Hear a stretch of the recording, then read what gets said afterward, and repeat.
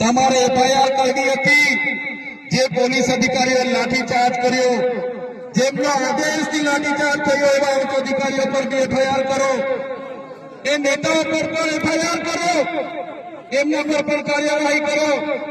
ભાજપના વન મંત્રી હમણાં જ નવા વનના મંત્રી બન્યા છે, એને હોસ્પિટલમાં પોલીસ અધિકારીઓને બધા સાથે મુલાકાતો લીધી, એમણે એવું સ્ટેટમેન્ટ આપ્યું કે જે પણ લોકોએ જંગલી લોકો અમારા પોલીસ કર્મીઓ પર હુમલો કર્યો છે એમને છોડવામાં નહીં આવે। ત્યારે મીડિયા મિત્રો એ ભાજપના મંત્રી એમના ખલોટ પર એમને કહેવા માંગુ છું, છોડવામાં નહીં આવે નહીં। આ આદિવાસી સમાજ છે, અમારા એક પણ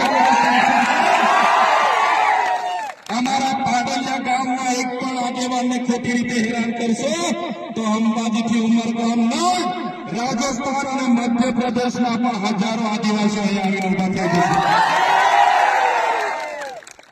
એફઆઈઆર રદ કરો અને તમારે એફઆઈઆર કરવી છે તો બંને પક્ષે એફઆઈઆર કરો।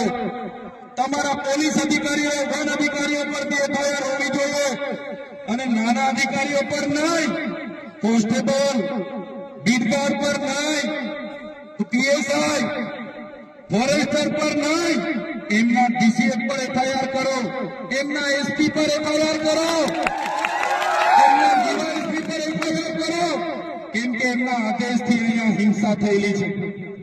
ત્યારે સાથીઓ તમે જોઈ લો, આજે દેશમાં ચાહે છત્તીસગઢ હોય, ઝારખંડ હોય, આસામ હોય, મિઝોરમ હોય, મેઘાલય હોય, નાગાલેન્ડ હોય કે મણિપુર હોય, આજે આદિવાસીઓ સામે પોલીસ લડી રહી છે, આજે દેશની આર્મી સામે આદિવાસી લડી રહેલો છે, આજે આખા દેશની અડધી આર્મી આદિવાસીઓ સામે લડે છે। કેમ કે આદિવાસી આજે પોતાની મૂળ જમીન બચાવવાના પ્રયાસો કરે છે અને આ ભાજપની સરકાર એમના કેટલાક ઉદ્યોગપતિઓને આ જમીનો આપવા માટે, એમના નામે આ જમીનો કરવા માટે આદિવાસીઓની જોર જંગલ જમીન છીનવી રહી છે।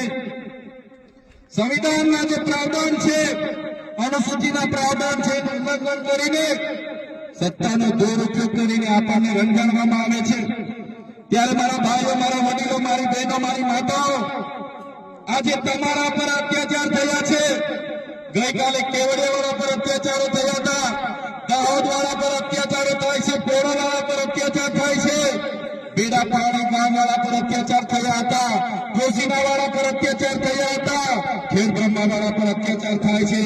ત્યારે મિત્રો મેં તમને કહેવા માંગુ છું, ક્યાં સુધી આપણે બેઠીશું? ત્યારે જે દિવસે આપણા અહીંના પાડાલિયા ગામના લોકોને આ લોકો જો હેરાન કરશે તો એ દિવસે આપણે ગાંધીનગર તરફ પણ રસ્તો પકડવો પડશે।